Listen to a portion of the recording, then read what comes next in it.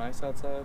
What is happening, guys? My name is Aaron, and today I'm going to go over everything that I absolutely hate about my Infiniti G35. This is a model year 2007, so it's got all the updated interior and everything else that comes with the 05 to 07 package as opposed to the 03 to 05. So I'm just going to go over everything that I absolutely hate about this car. Now please don't get me wrong, I love this car. I love the way it treats me. It is super reliable, and I beat the crap out of it every single day. This is literally one of my favorite cars in the entire world, and that is the reason why I own it. But today I'm going to go over everything that I want to show you guys that I hate about this car. So let's get right into it. Number one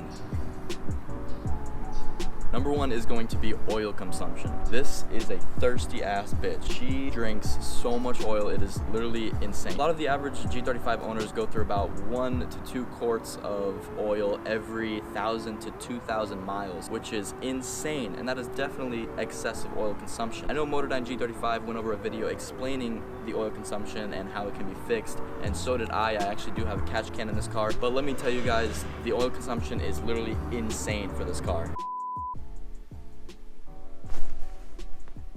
I gotta check my oil.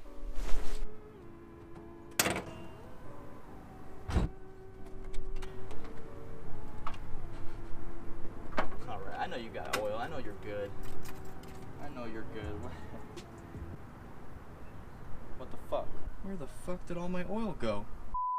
Number 2, the design for the seatbelt is literally terrible. I don't know what Infiniti was thinking. I don't know if there was like a 7-foot guy in the car trying to test out the seatbelt and everything, but it literally cuts the crap out of my neck right here. I have to put a little soft cushion on it to save me from my fucking head getting cut off. Man, this seatbelt is killing me. Fuck. What the fuck? It also is the worst at retracting. Now, mind you, this is a 10-year-old car, but I know 20-year-old cars that the seatbelt can actually retract on its own. Like on this car, I have to actually use my hands to feed the seatbelt back into where it's supposed to be, and it's literally annoying every single time I get out of the car. And if I don't do that, it's gonna get caught in the door. That also happens every single time I get in the car. Every time I get in the car and my seatbelt hasn't been retracted, I can close the door on it, and then it'd be a pain in the ass for me to grab it. I'd have to open the door, pull the seatbelt out, go ahead and put it on. That's the worst. Number 3 is gonna be the seats. Now, there are 3 different things wrong with the seats. There's gonna be the positioning of the electronics. There's gonna be the electronic motors themselves, because they are extremely slow. They take forever if you're trying to let somebody in. Sure, bro, I can give you a ride. Just hop in the back seat.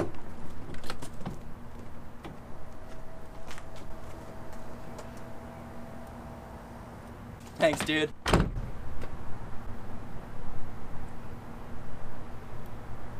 All right, let's rock and roll. And everybody out there who owns a G35, you already know what I'm about to get into. The famous rip on the seat. It is the most ugly looking rip that can ever happen, and it usually happens within the first 30 to 60,000 miles of a car. Now, I have 102,000 miles on it, and my seat isn't really ripped that much, but it is still fucking there. Now, a lot of people like to put leather patches on it to fix it, to make it look a little better, but I do not like the look of an ugly leather patch that doesn't necessarily match the seat, so I just kind of leave it the way it is. In order to prevent it from ripping more, you gotta like gently get yourself into the vehicle and gently let yourself out. You can't be scraping your thick booty all over that seat, because it's not gonna work out for you. That rip is gonna keep on ripping and continue, and you know, rip-a-rino. Rip. Now, number 4 is going to be, these doors are heavy as hell.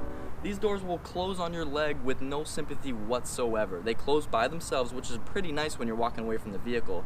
But if you accidentally leave your leg sticking out of the car and you go ahead and let go of the door, get ready to have your leg chopped off.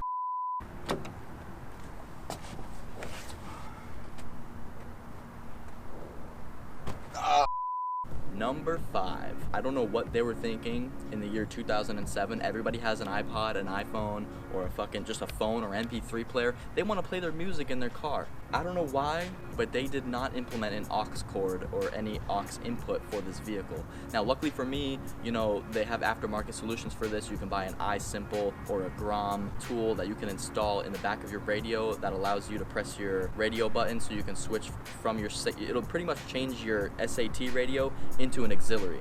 So this helps, but you also have to modify your own place for an auxiliary cord to run. and so I kind of just have mine running through the car. So I just found a nice little handy spot on the passenger side to run it through the car. Makes it pretty easy for me to connect. But then I have this dangling wire just hanging out there, when it would have been very nice if they just had a nice little auxiliary input. Alright, just got my badass kicker system installed. Now let's listen to some tunes. I just gotta find the aux. It's that's AC. Audio. No, those are settings. That's for radio. So is that.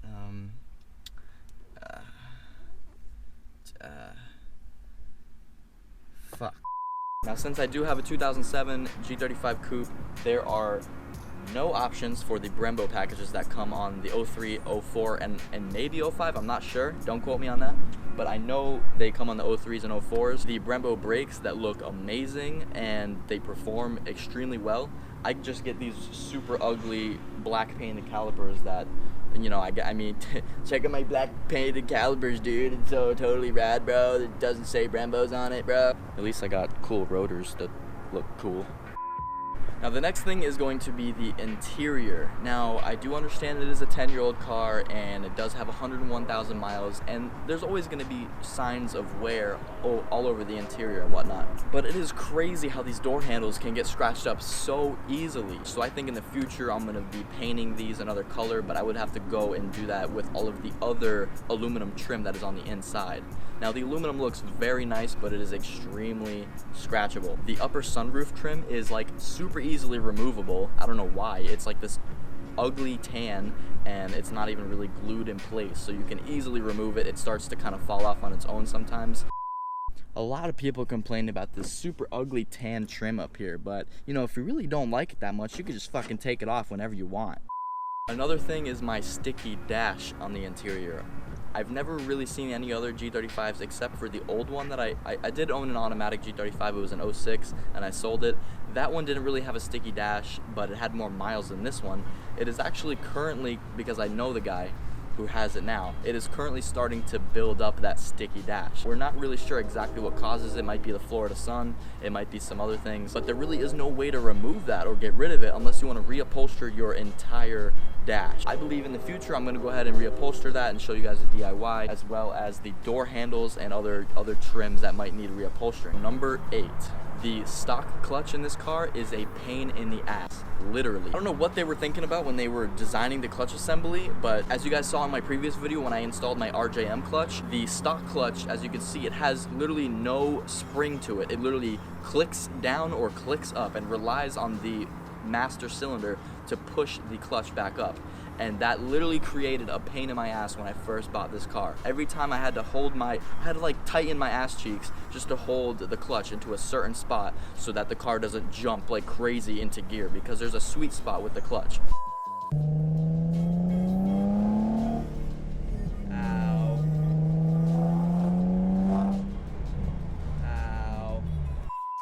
Now with the RJM clutch, it does fix that. The clutch comes all the way back up with no problems, and everybody seems to have a sticky clutch. That's actually my most viewed video right now, is how to fix that sticky clutch by adjusting the master cylinder. So if you guys have a sticky clutch, be sure to check out that video. But right now, let's keep complaining. Number 9. The gas gauge in this car is super tricky. I don't know if anybody else is having this issue. This is the first time, you know, I've actually started noticing it in like the last 10,000 miles.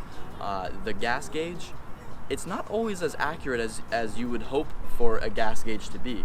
Sometimes it might even be a quarter of the tank off of where it really is, and you don't know if it's a quarter tank more or a quarter tank less. You would just kind of have to get in the car and find out down the road. You know, maybe being on a slant has to do with it sometimes, because your sensor might be in the back or the front. I'm not exactly sure. Depending on the level of the slant and where the gas is sitting, the level would be different. However, even just driving on a straight road, I live in Florida, there's absolutely no hills, no mountains, and I still get this issue everywhere. Sometimes I'll be driving and I'll be like, oh cool, I got a half a tank, you know, I can make it at least 150 miles or whatever. So I start my road trip, and then 10 minutes later, I'm down a quarter tank, and I'm like, where the fuck did all my gas go? Sometimes I'll go ahead and fill up a full tank and I'll start pumping in all the gas. I put about $40 in, $45, which is about, you know, the normal price around here for a full tank, maybe even $50 sometimes. So I put all this money in the car and I keep trying to pump more gas in there and it just keeps stopping, right? So I go back in the car, I turn it on, and what do you know? My gas gauge isn't even reading full. Like, what the heck? I know it's full in my head because I put all of this gas in there, but there is absolutely no way that gas gauge is gonna read full for me.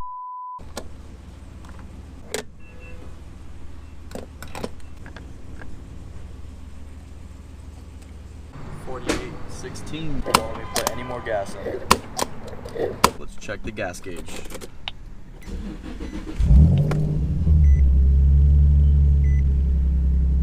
Wow, it's actually working right now. Once in a blue moon, maybe once a month, it'll read full for me, and sometimes we'll even go past the full line, that's super satisfying. When you see your gas is even past full, then shit, you're just like, man, I could drive anywhere. Finally, number 10. As you guys can see, I do have an aftermarket front bumper on there. This is the Karuma Z bumper. It is way lower than the stock bumper. However, the stock bumper is, you know, it's pretty ugly, and it's also super low. And the reason why I got this aftermarket bumper, it's because I ripped that front bumper, the stock bumper, completely off of my car. I just ripped it clean off. And you know how I did that? I literally just pulled up on one of those parking slabs and decided to back up and didn't realize that my bumper was hooked onto it, and rip. I'm actually happy that happened because now I have this amazing new bumper, and it's way lower now, and you know, I've actually learned the lesson not to pull up way too far. But I mean, sometimes it does happen, and I pull up a little bit too far and I'll hear a little crunch. I'm like, oh fuck, and then I gotta like back up, and I'm like, oh shit, okay, I think I'm good.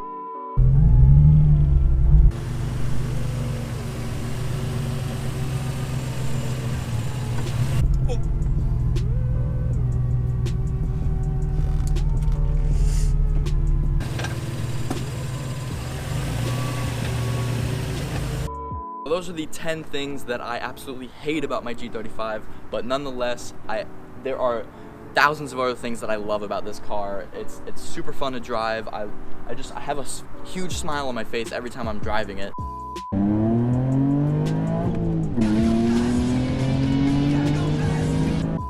Okay, maybe sometimes I'm more focused than smiling when I'm driving it, but still, it makes me so happy. You know, it's definitely one of the quicker cars on the road. You know, if you're just one of those guys who like to drive fast and, you know, just try not to get pulled over by one of these cars, fucking sweet. Anyway, thank you guys so much for watching. If you are new to my channel, go ahead and hit that subscribe button. I have so many more videos that are gonna come of this G35. You know, tons of mods, paint, bodywork, all that awesome good shit. So hope you guys liked it. If you did, leave a like, and I will see you guys in the next one. Take it easy.